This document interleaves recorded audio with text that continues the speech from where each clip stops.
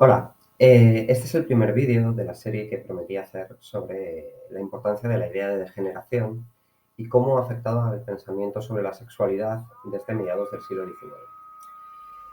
La historia de la degeneración, en cierto medido, la historia de la idea de la degeneración, es un fantasma que ha atravesado el pensamiento psiquiátrico y también el pensamiento de la cultura popular respecto a no solamente la salud mental, sino respecto a determinadas formas, manifestaciones del hecho sexual humano, como digo, desde mediados del XIX.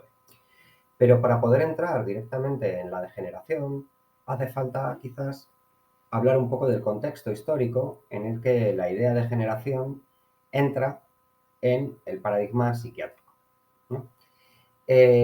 Probablemente el hito más importante previo a la propia idea de degeneración sea la creación de lo que podríamos llamar la psiquiatría moderna, en cierto sentido. La psiquiatría moderna podemos decir que la inicia sobre todo Pinel. Pinel tiene una historia peculiar. Pinel es un médico, psiquiatra francés de provincias que va a vivir a París y que debido a su estatus como médico de provincias no es aceptado en el establishment, ¿no?, de la psiquiatría parisina y no logra tener un puesto en uno de los grandes hospitales. Esto cambia con el advenimiento de la Revolución Francesa. Debido a ciertos hechos bastante luctuosos acaecidos durante los, los hechos revolucionarios de 1792, entre los que se incluye la matanza de una serie de alienadas. Alienadas sería la palabra para hablar de los enfermos mentales en esa época. La matanza de una serie de alienadas por parte de los sans-culottes. A Pinel se le da la dirección del hospital psiquiátrico en ese momento, asilo, digamos, en esa época, más importante de París. Allí Pinel empieza un nuevo proyecto. La razón por la que se le da la dirección del psiquiátrico es muy sencilla. Pinel era un ilustrado, Pinel era un racionalista y Pinel era, digamos, un amigo de las ideas que habían llevado a la Revolución Francesa.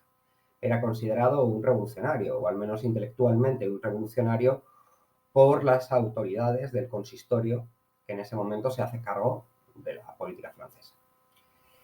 Pinel lo que empieza a hacer es lo que se denomina en esa época psiquiatría moral. Él no es el inventor del término, él lo recoge de sus maestros anteriores y esencialmente en la psiquiatría moral podríamos decir que además de cambiar el paradigma de la idea de qué quiere decir la enfermedad mental, también incluye el hecho de que a las personas alienadas que estaban institucionalizadas, por ejemplo, se les empieza a desatar. Anteriormente estaban atadas con grilletes, en unas condiciones físicas terribles, etcétera, etcétera. Yo siempre pongo el mismo ejemplo. No sé si habéis visto Drácula de Francis Ford Coppola. Los momentos en los que sale ese psiquiátrico primitivo, decimonónico, ¿no? Con la gente atada, con grilletes, incluso con cajas para que no puedan morder o hablar, etcétera. Pinel lo que hace es retirar toda esa serie de elementos y, bueno, empezar a pensar la enfermedad mental desde otro lugar. Uno de los grandes avances de Pinel, y que no tenemos que olvidar, tenemos que tenerlo en mente a lo largo de todos estos vídeos y de toda la historia de la psiquiatría moderna, es que Pinel, como racionalista, instituye la noción de que el alienado, la alienada, lo que es el irracional. Es decir, por un lado están los racionalistas, que son los que hablan desde la razón, desde la lógica, desde la coherencia, y por otro lado están los irracionales. ¿Por qué es importante esto? Porque esta idea de que el discurso del alienado, de que el discurso de la loca, de que el discurso de aquel a quien se le supone una patología relacionada con salud mental es irracional y por tanto no es válido, no tiene la misma validez que el de los racionales, es una idea que queda establecida y que ha llegado hasta nuestros días. El discurso del loco es locura y por tanto no hay que hacerle caso. Es cierto que desarrollos posteriores de la ciencia psiquiátrica, por ejemplo Freud y el psicoanálisis, rompen con esto y empiezan a escuchar a sus pacientes, incluso se empieza a escuchar el síntoma, el delirio, que antes era considerado algo a lo que no había que hacer ni caso, empieza a ser escuchado desde diferentes lugares, ¿no? Pero lo cierto es que todavía esta idea del irracional, del discurso que no tiene valor, sigue estando presente tanto en algunos estamentos de, digamos, los practicantes de ciencias de la salud mental, psiquiatras, psicólogos, etcétera, como sobre todo en la cultura popular.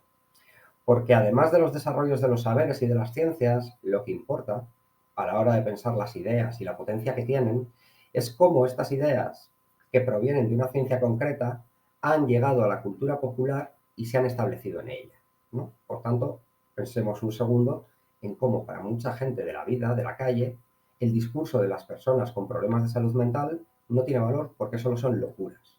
Esto queda establecido por estas nociones pinelianas, por llamarlo de alguna manera.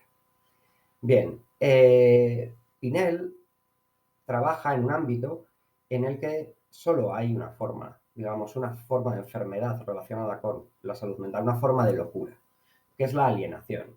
De hecho, Pinel llega a establecer la noción de que la alienación se manifiesta de varias formas distintas, pero son manifestaciones de una misma patología.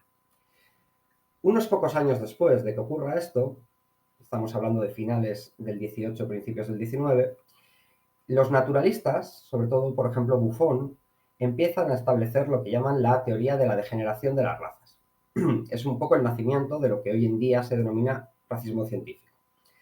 Para estos naturalistas, hay algunas razas humanas que han degenerado. Y han degenerado sobre todo por condiciones externas. Lo achacan especialmente al clima. Es decir, hay una serie de condicionantes climáticos que hacen degenerar a las razas. También preocupa cómo los europeos, los europeos coloniales, cuando van a vivir a estos ambientes, sobre todo tropicales, ¿no? Hay un exotismo con lo tropical en este pensamiento, también van a degenerar debido a las condiciones climáticas. Es decir, en las ciencias naturales ya existe una teoría de la degeneración. Sin embargo, esta noción no se encuentra presente en la psiquiatría naciente, hasta que llega el personaje que nos importa a nosotros, que es Benedict Morel. Benedict Morel, en 1857, publica un libro que es el Tratado, bueno, tiene un nombre muy largo, pero lo podemos resumir en Tratado de la Degeneración. Y Morel presenta la siguiente tesis, que es muy importante y es lo que nos ha llegado de una forma u otra hasta hoy en día. La tesis de Morel es muy sencilla y es la siguiente. La humanidad viene, si os fijáis, es muy cristiana. ¿Qué quiero decir con que es muy cristiana? Que es una especie de traslación al pensamiento psiquiátrico de esa época del mito del paraíso y la caída. Bien, para Morel, la especie humana apareció por primera vez en un estado de perfección moral, intelectual y físico. El hecho es que la especie humana ha degenerado. Y ha degenerado por una razón muy sencilla, que no es climática, como en el caso de Buffon, sino que tiene que ver con las prácticas que realiza. Es decir, para Morel, prácticas degeneradas hacen degenerar al sujeto y a su vez el sujeto degenerado traspasa a su progenie su degeneración. Es decir, la degeneración es hereditaria. Por tanto, los hijos del degenerado ya nacen con una dosis de degeneración bastante concreta y a su vez van a tener más prácticas, más actos degenerados que les van a llevar a degenerar más y a su vez a pasar a su futura progenie una dosis de degeneración aún mayor. Para Morel es un poco como si la humanidad hubiera tirado una bola de nieve, ¿no?, por una colina y esta bola de degeneración fuera creciendo, creciendo y creciendo. Morel, además, da dos saltos importantes en el pensamiento psiquiátrico. Por un lado, niega la tesis de Pinel, que estaba muy en boga, era la tesis primaria en ese momento, de que solo hay una forma de enfermedad mental, la alienación, que se manifiesta de maneras diferentes. No. A Morel no le interesa tanto estas manifestaciones como la etiología de la enfermedad mental, es decir, el origen, qué es lo que produce la enfermedad mental, y asume que hay diversas formas de enfermedad mental dependiendo de su etiología, es decir, dependiendo de su origen. Determinadas formas diferentes de actos degenerados producen degeneraciones diferentes. Esta es la tesis moreliana. Además, Morel, y esto nos interesa muchísimo, genera una nueva idea. Y es que antes la locura estaba contenida a los sujetos que estaban institucionalizados. Es decir, solo eran alienados los que tenían patologías que hicieran que estuvieran psiquiatrizados e institucionalizados. Para Morel no. Para Morel hay sujetos que en apariencia son plenamente funcionales, pero que en realidad son degenerados. Hay sujetos que no necesariamente tienen que estar ingresados en un asilo, en un psiquiátrico primitivo, en un nosocomio, como se diría, sino que van andando por la calle, están por ahí sueltos, pero están degenerados. Es decir, ¿qué inaugura Morel con esto? La psiquiatrización de la vida cotidiana. Para Morel hay mucha gente que está por ahí dando vueltas, que está en la calle, que en realidad tiene una alta dosis de degeneración. Y con esto se inicia la sospecha sobre si el otro es un loco o no lo es. Antes el loco, el alienado, solo era quien estaba ingresado en los centros. Ahora los alienados están por todas partes. Y además se están reproduciendo. Y por tanto, manteniendo y contagiando en cierto sentido la degeneración, ¿no? Mediante el traspaso a su herencia. Claro, lo que hoy en día nos suena muy peculiar se convierte en un paradigma científico de primer orden. El pensamiento moreliano, ya os digo, 1857, tiene una potencia que atraviesa el resto del siglo XIX y penetra ampliamente en el pensamiento psiquiátrico del siglo XX. Ampliamente. Hoy en día, probablemente, ningún psiquiatra, ningún profesional de la salud mental, nadie que ande por la calle, va a enunciar esto en los términos de Morel. Pero hay una forma muy sencilla de enunciarlo, que es, empiezas fumando porros y terminas en la heroína. Básicamente, ese es el pensamiento moreliano, y esto lo hemos escuchado muchas veces. Y respecto a la sexualidad, empiezas masturbándote y terminas homosexual. ¿Por qué? Porque la masturbación, para los psiquiatras de esa época, un poco más tarde que Morel, se empieza a convertir en una preocupación continua. Para los profesionales de la salud mental de ese tiempo, la masturbación no solamente es el primer signo de la degeneración, sino que además es el acto degenerante por antonomasia. Todos los demás males relacionados con la sexualidad generalmente tienen su origen en la masturbación. Esto lo analiza muy bien Michel Foucault en su obra, por ejemplo, en Los anormales.